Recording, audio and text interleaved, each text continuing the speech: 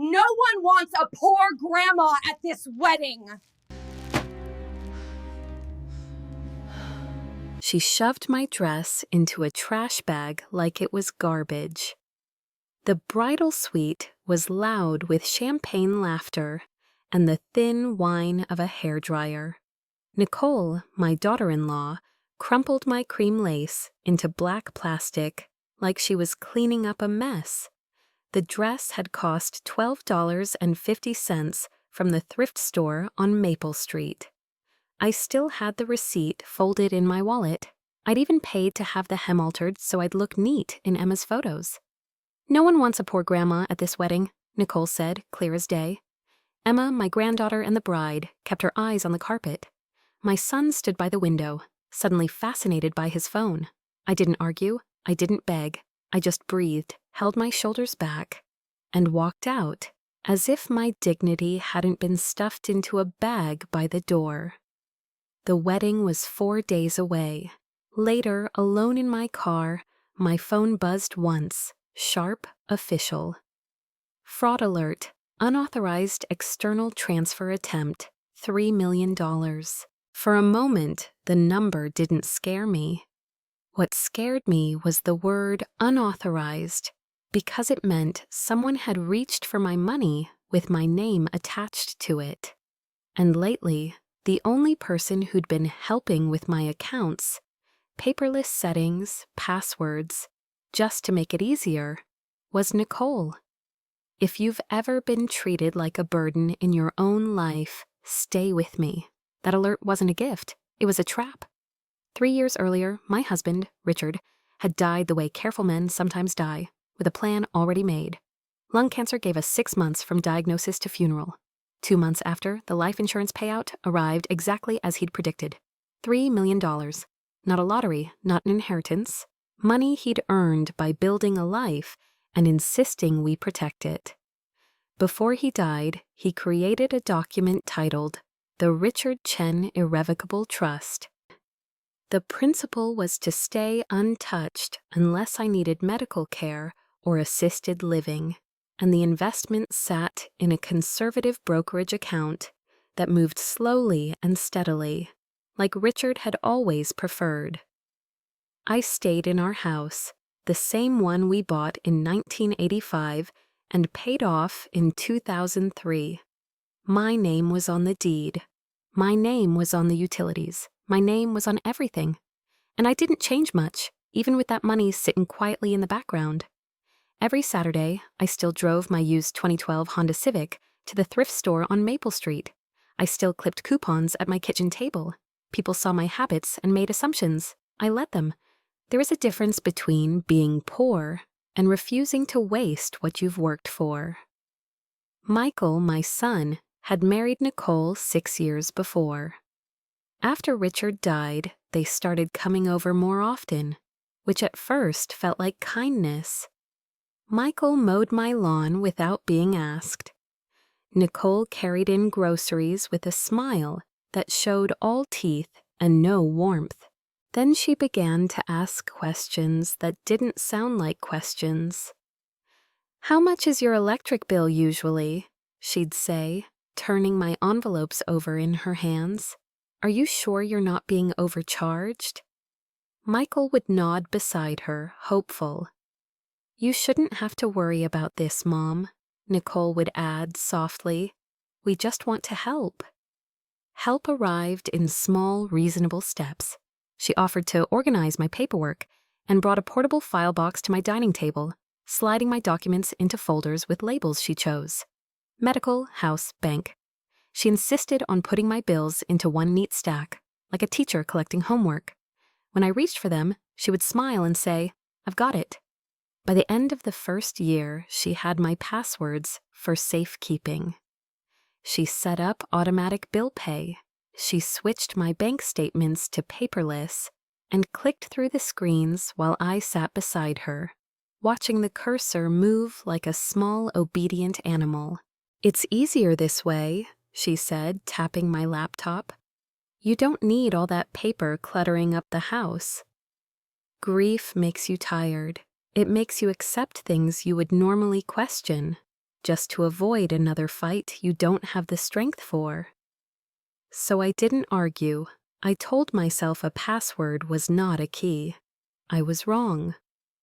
A few weeks later, the mail began to feel thinner. No quarterly statement from my brokerage firm, no thick bank envelope with the perforated edges I was used to tearing open at the sink. I noticed it the way you notice a house getting colder, slowly, then all at once. I asked Nicole one afternoon while she was in my kitchen, wiping a counter that was already clean. "Oh," she said, not looking up. "I had those forwarded to our address, so I can handle them for you." Handle them.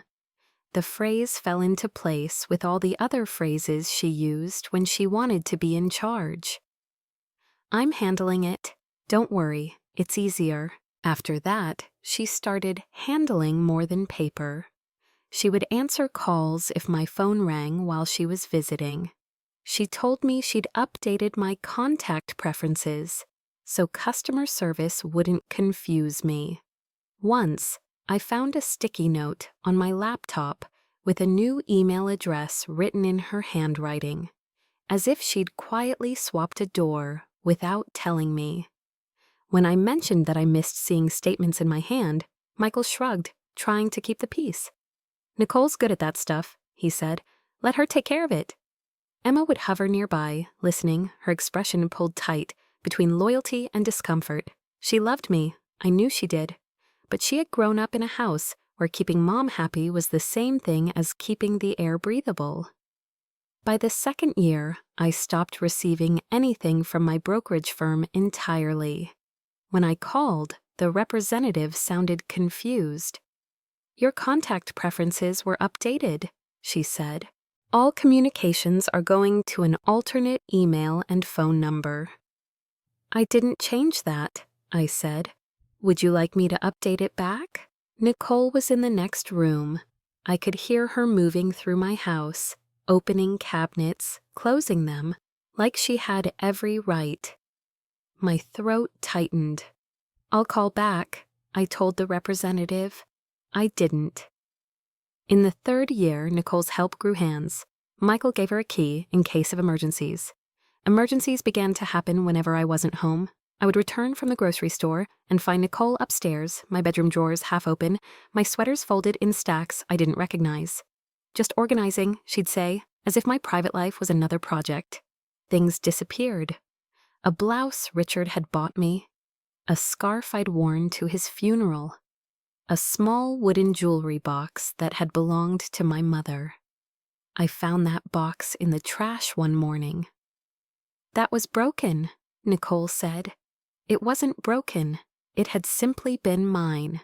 That was when I opened a safe deposit box and moved the essentials, my deed copy, my IDs, photographs, and the trust paperwork Richard had signed. I kept the key on a chain around my neck under my blouse, a small, cold reminder that I still owned something in my own name. Emma's engagement happened quickly after that, and Nicole turned helping into a habit she didn't ask permission for anymore. When I said I wanted to help, just to be included, Nicole gave me a look that made my cheeks burn. "Mom," she said, using the word like a leash, "you've done enough. Just show up and enjoy the day." I asked Emma later gently why I wasn't being included. She smiled with apology already rehearsed. "Mom handles everything now, Grandma," she said. "It's easier this way." By year 3, I stopped receiving my own bank statements. The week before the wedding, Nicole stopped pretending.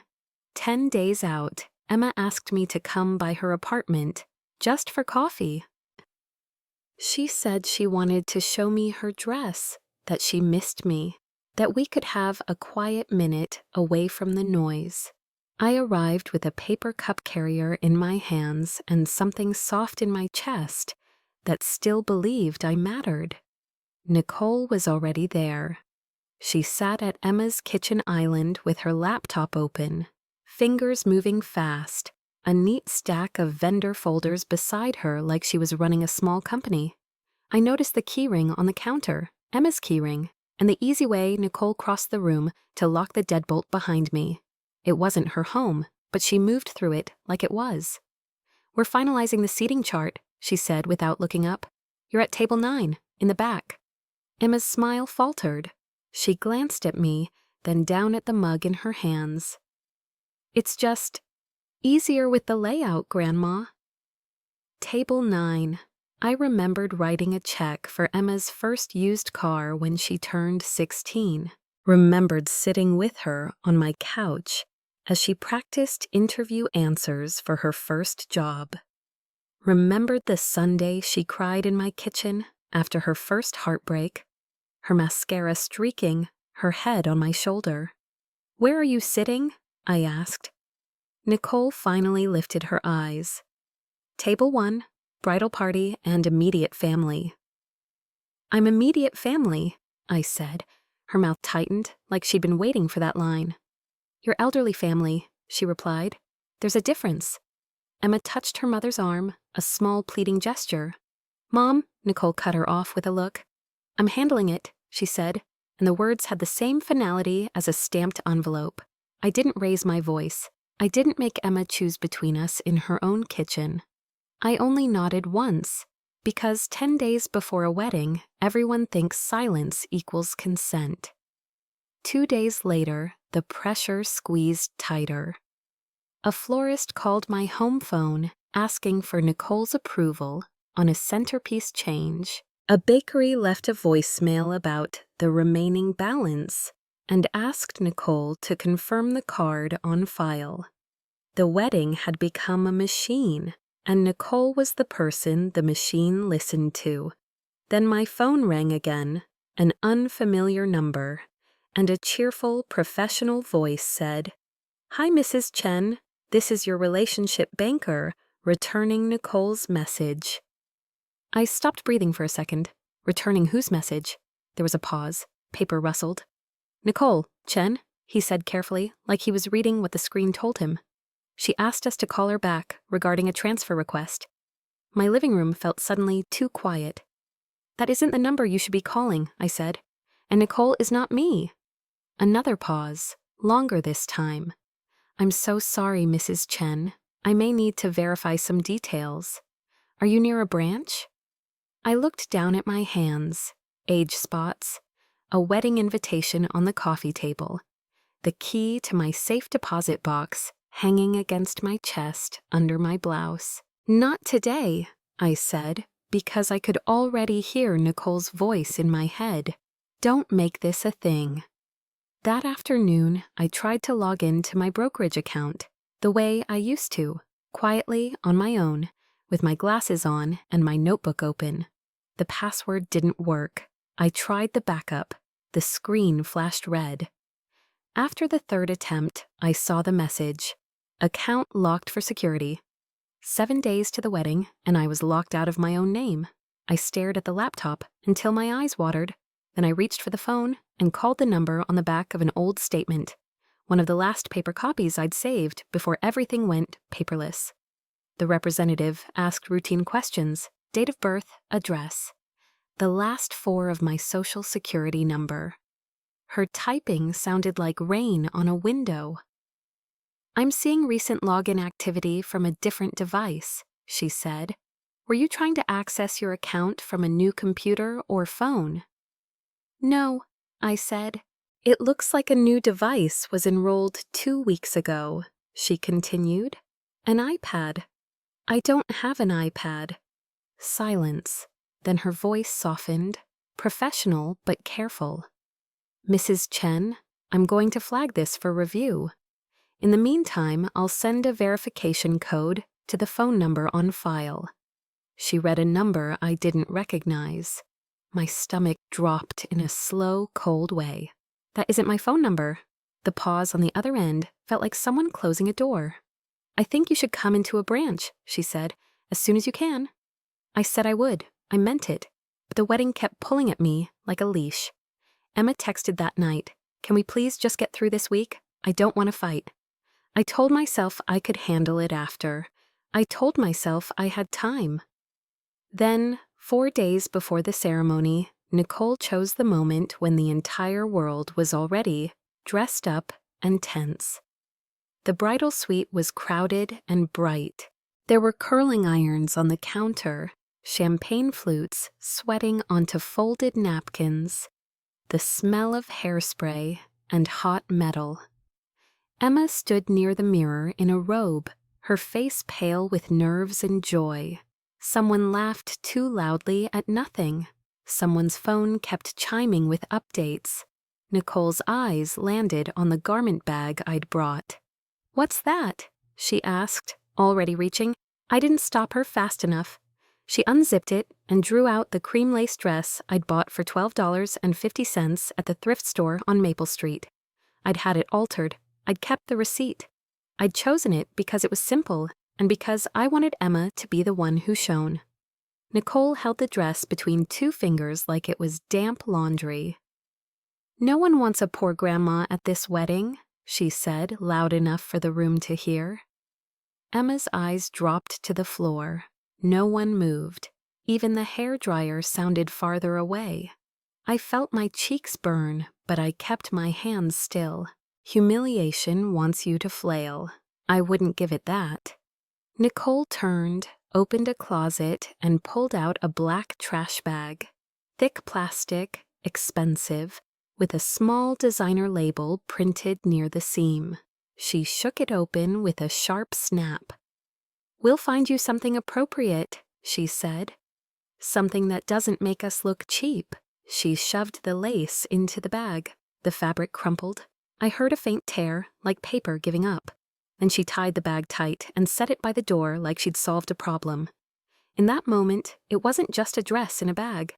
It was my place in the family being folded smaller. I walked out before my voice could shake. I sat in my car with the engine off, hands on the wheel, breathing in the quiet like medicine. Then my phone buzzed. Fraud alert. Unauthorized external transfer attempt. Amount $3 million. Wire to an external account. Transaction blocked pending verification. The alert didn't say gift. It said unauthorized external transfer. I didn't drive straight home after the alert.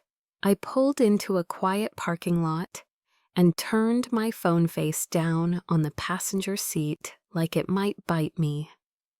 Nicole had been handling my contact preferences for years. I couldn't shake the feeling that even my number wasn't mine anymore, not in the ways that mattered. So I walked across the lot to a small nail salon, asked the woman behind the counter if I could borrow their landline for one call, and kept my voice steady as if I were ordering takeout. The bank's fraud line answered on the second ring. I gave my name, date of birth, the last four of my social security number. The representative's keyboard clicked softly in the background, the sound of someone opening doors I hadn't been allowed to touch. "Yes, Mrs. Chen," he said at last. "I see the alert. There was an attempted wire transfer flagged and blocked this afternoon." "Blocked," I repeated, tasting the word. "Blocked pending verification," he confirmed. The request came in at 2:37 p.m. from a newly enrolled device. We also see recent changes to your contact information and multiple login sessions that don't match your usual pattern. He didn't need to say Nicole's name. The shape of it was already sitting in my throat. "Is my phone number on file correct?" I asked. There was a pause, careful, trained. "It was changed recently. That change is part of what triggered the system." I closed my eyes. For a moment, the humiliation from the bridal suite, the trash bag, the laughter that died, and nobody revived, faded under something colder. This wasn't about a dress. This was about access. "I didn't authorize any of those changes," I said. "None." "I'm documenting that now," he replied. "Because of the attempted wire and the contact changes, I strongly recommend an immediate freeze on outgoing transfers until we complete review. You'll still be able to verify identity and restore access, but no one will be able to move money." "Do it," I said. He walked me through additional verification. Then he gave me a case number and told me the review window, 48 to 72 hours. a timeline that landed directly on the wedding. When I hung up, my hands didn't shake the way they used to when grief was fresh. They were steady. That steadiness scared me more than fear. Every fingerprint led back to her. At 4:15, I sat in Eleanor Martinez's office with a thin folder of copies and the heavier truth on my chest. Her walls were lined with legal books that looked like they'd been touched often, not displayed. A yellow legal pad sat beside my documents, and she read with the patience of someone who didn't need drama to understand danger. "Mrs. Chen," she said, eyes still on the page, "have you given your daughter-in-law permission to access your accounts?" "No." "Have you signed any power of attorney naming her?" "No." She looked up then, briefly, sharply. "Good." I showed her the fraud alert on my screen. She didn't flinch at the number. She flinched at the wording. "Unauthorized external transfer attempt," she read aloud, then wrote it down. "That's the bank telling you they saw intent." She asked about the past 3 years, and I told her the way you tell a doctor symptoms you've been minimizing, paperless statements, forwarded mail, passwords for safekeeping, my lockouts, the way vendor calls kept finding Nicole instead of me, the key that let her enter rooms I never invited her into. I didn't embellish. I didn't need to. The pattern was bad enough on its own. Eleanor drew a simple timeline on the legal pad and circled the same phrases as they appeared again and again. "I'm handling it. It's easier. Don't worry." When I finished, she set the pen down. "Mrs. Chen," she said, voice calm, almost kind. "This isn't family drama. This is elder fraud." I let out a breath I hadn't realized I was holding. She explained it without turning it into a lecture. Undue influence, financial exploitation, the way people hide crimes inside the costume of caregiving. She asked what documents existed, trust, will, any old POA, and I told her what I had in my safe deposit box and what I kept on my body because it was the only place that still felt fully mine. "Good," she said again. "Richard protected you, and you protected his work." Then she leaned forward, the legal pad between us like a map. "Here's what we do," she said. "First, we formalize everything with the bank in writing. Through counsel, we request the audit logs and a forensic summary. You already have an open fraud case and a freeze. That buys us time." "Time," I echoed, thinking of lace crumpling inside plastic. "Second," she continued, "we reset your access correctly. New credentials, 2-factor authentication tied to your phone and your email. We remove any enrolled devices you don't recognize." I nodded once. "Third," she said, "we send a cease and desist letter to Nicole and to your son. Certified mail. It puts them on notice that you have counsel. The bank has a case opened, and any further attempts to access your finances, your mail, or your home will trigger criminal and civil action. It also demands the return of any keys, documents, or property." "She'll be furious," I said. Eleanor's mouth didn't smile exactly. "Good. Fury makes people sloppy." I stared at her, then at my own hands, old hands, spotted and capable. "And the wedding?" I asked. "The wedding is her shield," Eleanor said.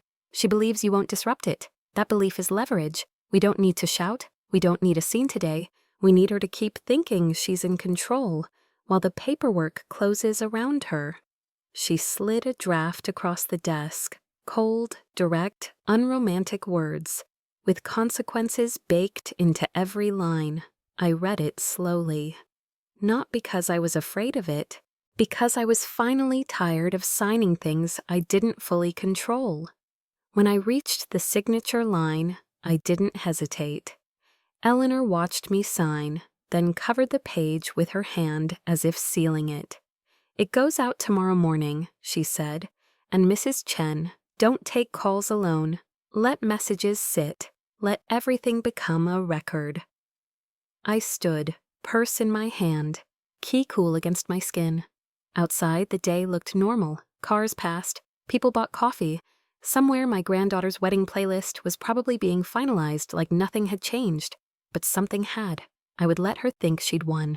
For now. I left Eleanor Martinez's office with 2 crisp copies of the cease and desist letter in my purse, the paper edges pressing against my palm like a promise. The sun was sliding down behind the strip mall across the street, turning the sky orange and pink, the kind of sunset Richard used to point out as if it were a small miracle. I didn't go home. Nicole had a key. "Just tidying up," she would say, as if my house were a waiting room and she was the receptionist. So I drove to Margaret's instead, my friend from church. 30 years of casseroles and funerals and quiet loyalty. I parked a block away out of habit, then walked up her path with my shoulders squared and my stomach tight. "Susan?"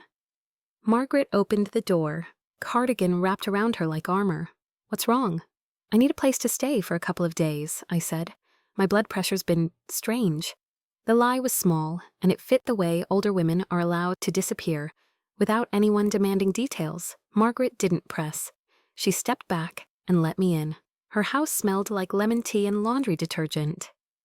The normalcy of it almost made me cry. I told her the truth once we were seated, how help had turned into passwords, paperless settings, and forwarded mail. How the dress had gone into a trash bag in the bridal suite. How my phone had buzzed with that one official sentence: "Unauthorized external transfer attempt, $3 million. Margaret listened the way good friends do, without interrupting, without turning it into gossip. When I finally stopped, she reached across the table and took my hand. "You did the right thing," she said simply.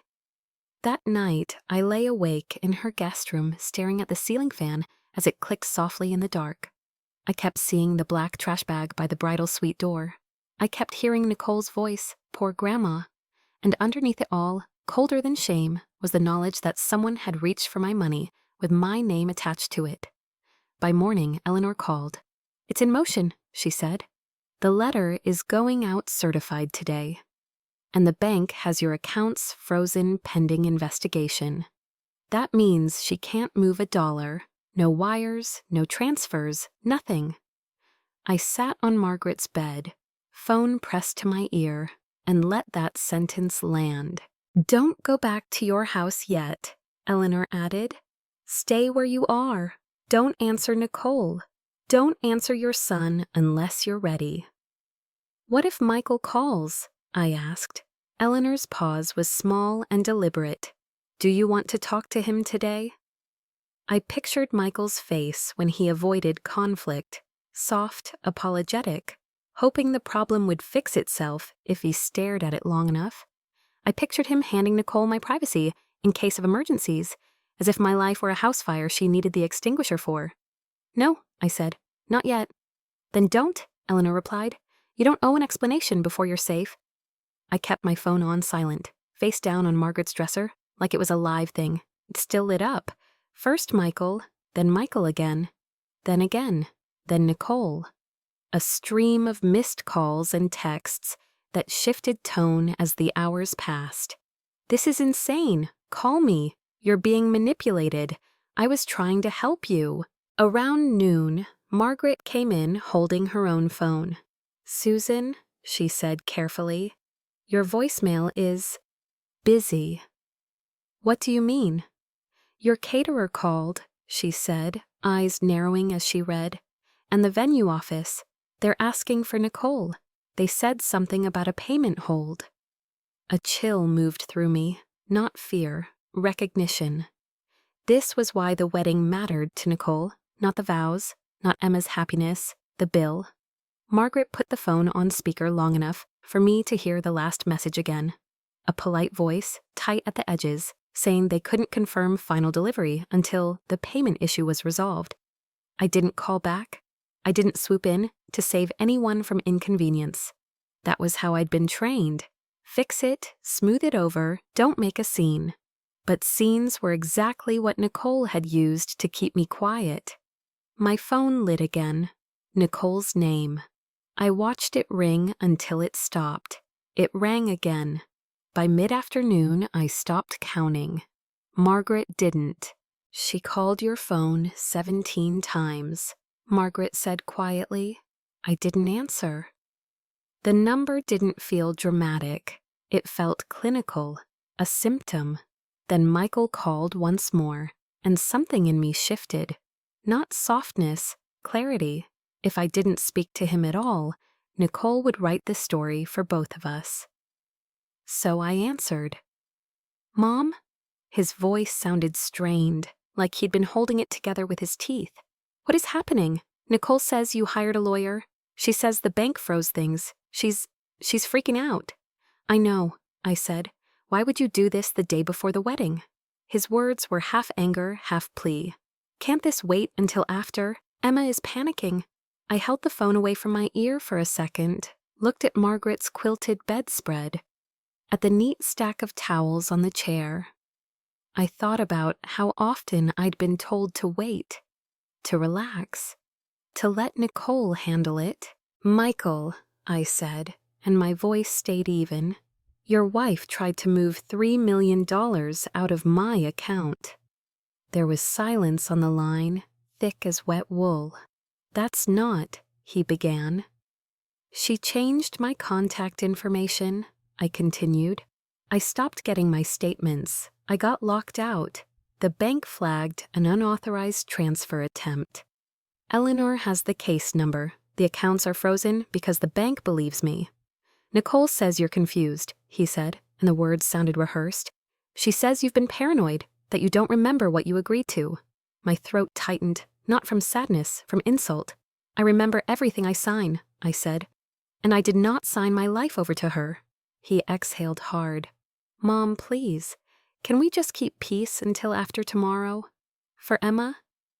Peace. That was his favorite word. Peace was what you asked for when you didn't want to choose sides. I closed my eyes. Michael, I said, I spent 3 years trying to keep peace. It cost me my mail, my privacy, and my dignity. He went quiet again, and when he spoke, his voice was smaller. Are you coming? I haven't decided, I said truthfully, but I'm not going alone. After I hung up, Eleanor texted me one line. They attempted access again. Freeze held, no details, no theatrics, just the shape of intent repeating itself. Margaret stood in the doorway, watching me with that steady church lady calm that had carried us through too many graves. What do you want? She asked. I looked down at the chain around my neck. The key I'd kept close, because it was the only thing no one could talk me out of. I want my name back, I said. On my accounts, on my house, on my life. Margaret nodded once. Then let the paper do the talking. I sat with that for a moment, feeling the strange piece of a plan finally moving without my permission being negotiable. He wanted peace. I wanted paperwork. The wedding was at 2 p.m. And Eleanor Martinez picked me up at noon. She stepped out of her car in a navy suit with a leather briefcase tucked under her arm. Clean lines, calm posture, the kind of woman people moved around without realizing they were moving. When she looked at me, her expression softened. You look beautiful, she said. I had chosen navy silk, not thrift lace, elegant, fitted, quiet. Pearl earrings Richard had given me for our 40th anniversary sat against my neck like a blessing. I didn't look like someone begging for a chair at the back. I looked like someone who belonged. The venue was a historic mansion with white columns and trimmed hedges, a fountain in the circular driveway throwing water into the air as if nothing cruel had ever happened there. On the lawn, white chairs faced a floral arch. A string quartet played something light and expensive. We arrived early enough to breathe, early enough for Eleanor to see the room the way she saw everything, as a map. Michael was near the entrance greeting guests. When he saw me, he froze. His eyes moved from my dress to Eleanor's briefcase and back again, like he couldn't decide which detail frightened him more. "Mom," he said, voice low, "who is that?" "Eleanor Martinez," I replied. "My attorney." His jaw flexed. "You brought a lawyer to Emma's wedding?" "I brought a witness," I said. His eyes darted toward the lawn where staff were adjusting the aisle runner. She's upset. She says you're accusing her of things." Before I could answer, Eleanor spoke, calm, professional, almost gentle. "Mr. Chen, we're not doing this publicly. I need 5 minutes with you, somewhere private." Michael swallowed, glanced around, then nodded toward the side of the mansion. "There's a library off the foyer." We walked inside, past tall windows and quiet floral arrangements. The air smelled like lilies and polished wood. In the library, the noise from outside dimmed, as if the house itself knew how to keep secrets. Eleanor opened her briefcase and pulled out a thin packet with a cover page stamped in neat black type. "Preliminary Forensic Summary Brokerage Account Review." She didn't shove it at Michael. She placed it on the table between them, the way you set down something fragile that can still cut. "This is from the bank's fraud and compliance team," she said. "It's preliminary, but it's enough." Michael stared at the title as if words could be misunderstood. "What is this?" "It's the audit trail," Eleanor replied. "Login sessions that don't match your mother's device. Contact changes. A large transfer attempt that triggered their protocol. And, after the cease and desist, another access attempt that confirms intent." Michael's face drained slowly. Nicole said she was just helping, that Mom was overwhelmed. "I'm 74, I said quietly. "I buried my husband 3 years ago. I don't get confused about my name." Michael looked at me, searching for the version of me that would make this easy. Soft, apologetic, willing to keep peace. I didn't give him that version. Eleanor slid 1 page forward. She didn't read a list of numbers. She didn't need theatrics. She pointed to 2 lines and 1 timestamp. "This was the wire request," she said, "blocked pending verification, and this was the follow-up access attempt after legal notice." Michael's mouth opened, then closed again. Eleanor's tone didn't change. "We're not here to ruin a wedding. We're here to stop elder exploitation. Your mother has already sworn an affidavit that she did not authorize this activity. The bank believes her. I believe her." Michael's voice shook. "Why would Nicole do this?" I didn't answer. I watched his face do the math. Money, stress, wedding costs. A woman who liked control wearing it like perfume. At that moment, the door opened. Nicole stood there in champagne-colored silk, makeup perfect except for the tightness around her eyes. She saw the packet on the table. She saw Eleanor. She saw me. Her confidence stumbled, just for half a second, like a heel catching on a stair. Then her gaze hardened. "What is this?" she demanded. Eleanor stood, positioning herself between Nicole and the table, without raising her voice.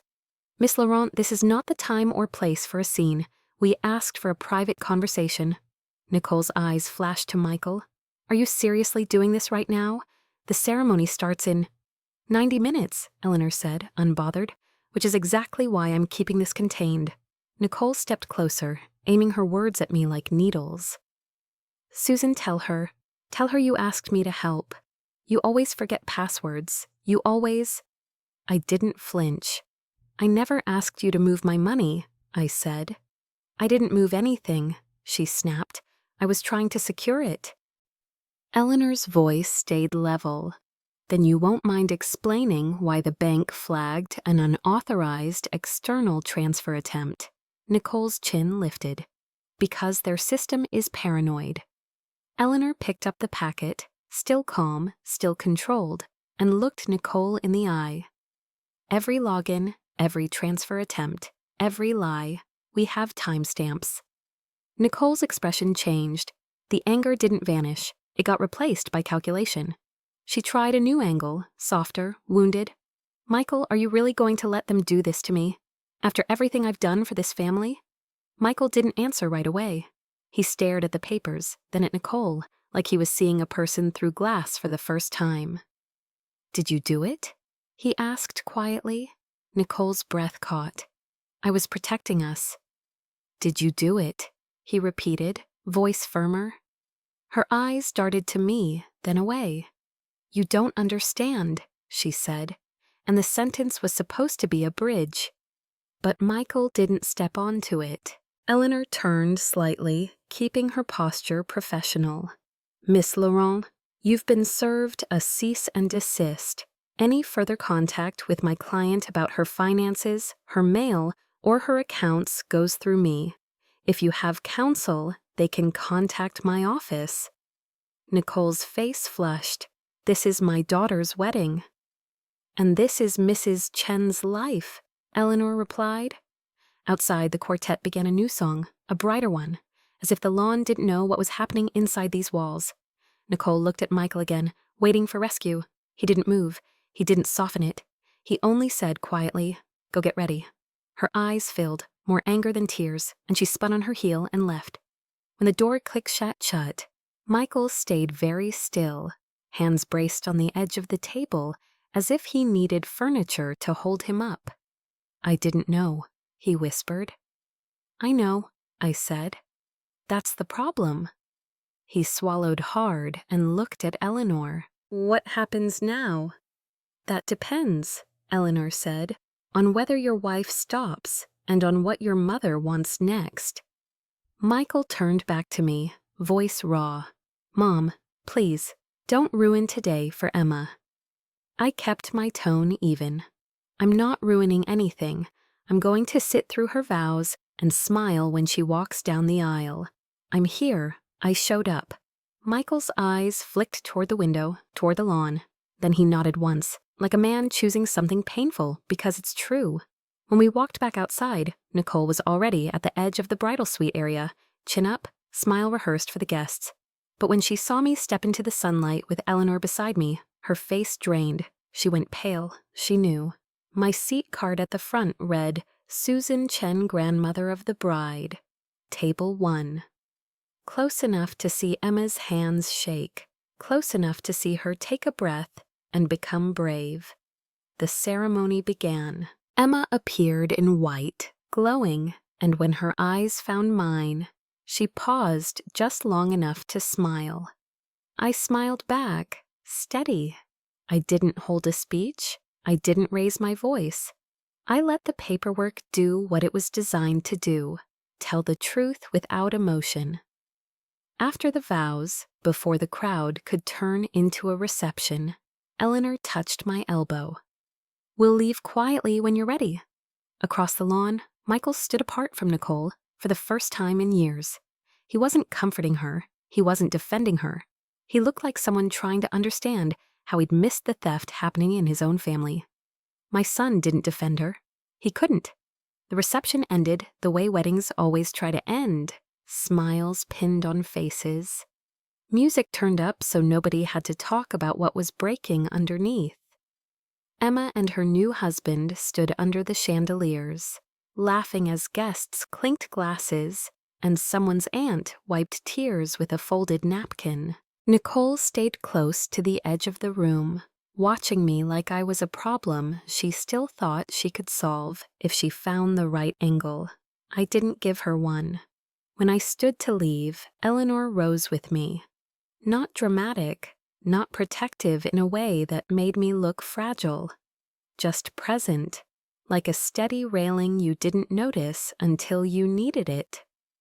We were halfway across the ballroom when Nicole appeared at my side, too close, her perfume sharp and expensive. You're really going to do this, she hissed, keeping her smile for the crowd. You're going to ruin my family over paperwork. I looked at her the same way I'd looked at the trash bag in the bridal suite, like it was evidence, not an emergency. I'm not doing anything to you, I said evenly. I'm leaving a wedding.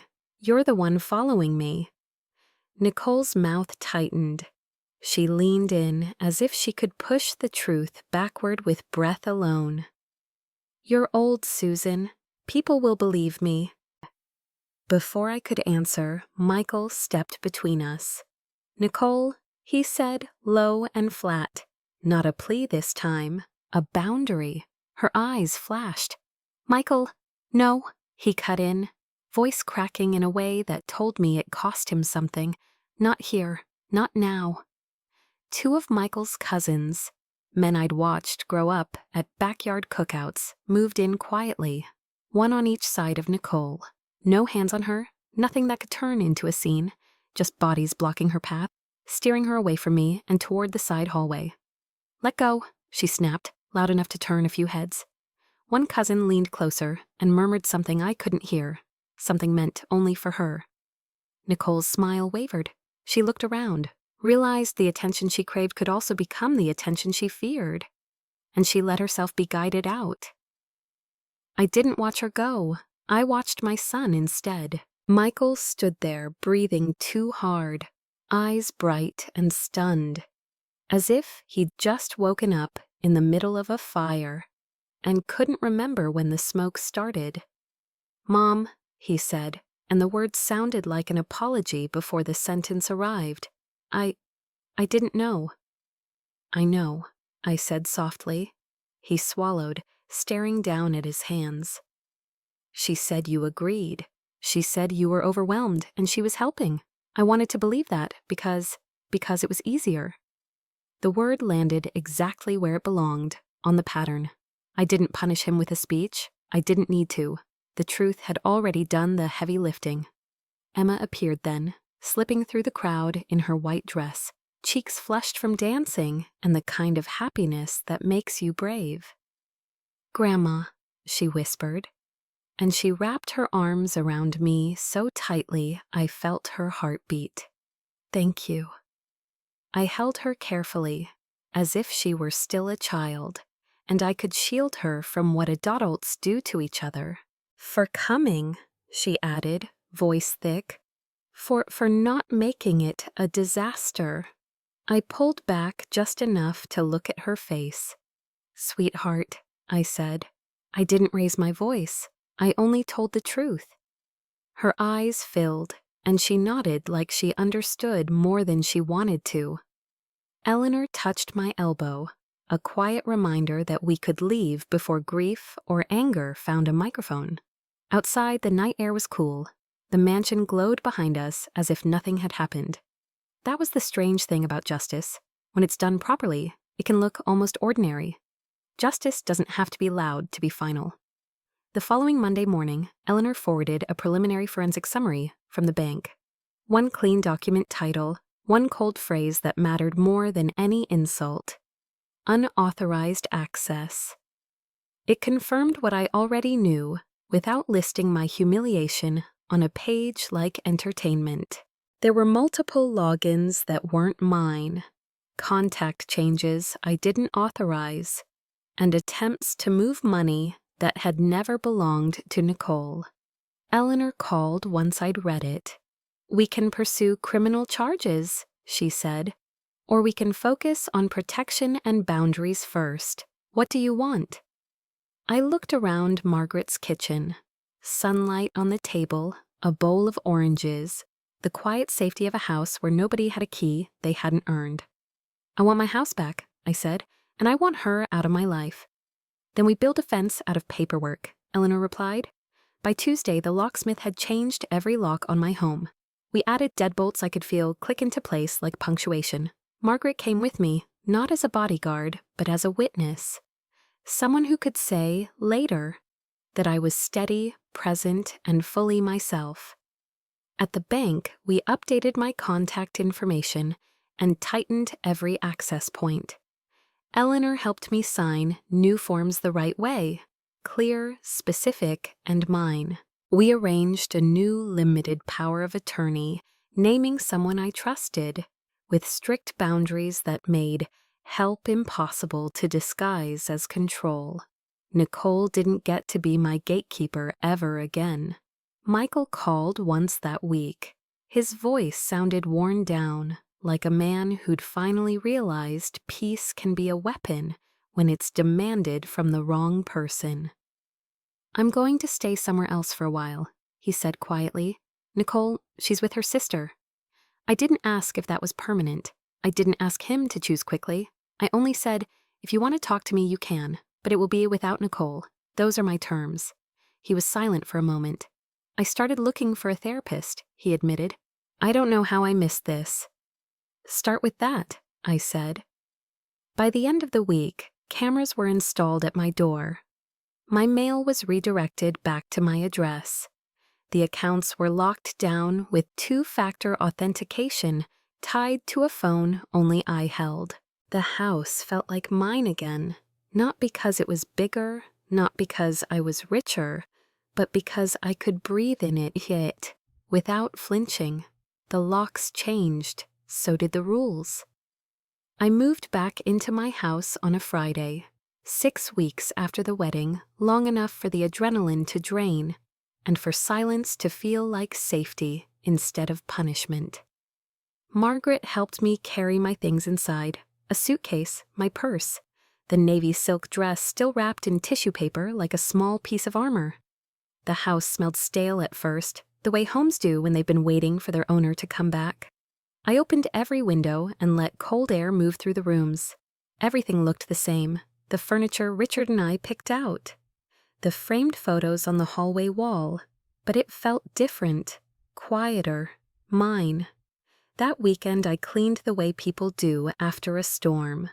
Not because it was dirty, because I needed to touch everything and remind myself it belonged to me. I washed the sheets, rearranged the cabinets, put the living room chair back where Richard liked it. By Sunday night, the house stopped feeling like a place I was borrowing. On Monday morning, I went back to the thrift store on Maple Street. The bell above the door chimed. Hangers scraped softly along the metal racks. The cashier looked up and smiled like she'd been saving my spot in the world. "Haven't seen you in a while," she said. "I've been busy," I answered. I wasn't hunting for bargains. I was reclaiming a symbol. I started volunteering there on Tuesday afternoons. 2 hours of sorting donated sweaters, steaming wrinkled blouses, listening to the old cash register, ding, and the receipt paper wore out like a tiny confirmation that choice still existed. Thrift didn't mean shame. It meant I decided what mattered. Emma began visiting every Saturday. Sometimes we drank tea. Sometimes we sat on the couch and said very little. She told me about married life, like she was learning a new language, and I listened without judgment, grateful she still knew where home was. Michael didn't show up at my door. He started smaller than that, an email, then a voicemail, then finally a quiet request to meet me for coffee alone. He looked tired when I saw him, and for the first time he didn't ask me to keep peace. He only said, "I'm sorry," and let the sentence stand. That night, I sat in my living room with my new keys on my keychain and my mail arriving at my address again. My name, my phone number, my life. 74 years old, alone, but not lonely. I still shop at thrift stores. Now it's a choice. 6 months later, Emma called me on a quiet Tuesday morning. "Grandma," she whispered like the news was too precious to say out loud. "I'm pregnant." I sat down at my kitchen table and pressed my palm to the wood, steadying myself the way I always had. "That's wonderful," I said, and when she told me I'd be a great grandmother, I felt something open in my chest that had nothing to do with money or court orders. I was 75, I lived in the house I fought to keep. The trust was still untouched, safe and silent. Michael was rebuilding slowly, one honest conversation at a time. Nicole stayed away, exactly as the paper required. That night, I emptied my purse and saw 2 things side by side, my keychain, heavy with new locks, and a thrift store receipt from Maple Street, $2 and change. Choice, control, proof. Don't let them make you feel small. If this story hit home, share it with someone who needs it. And please like and subscribe for more.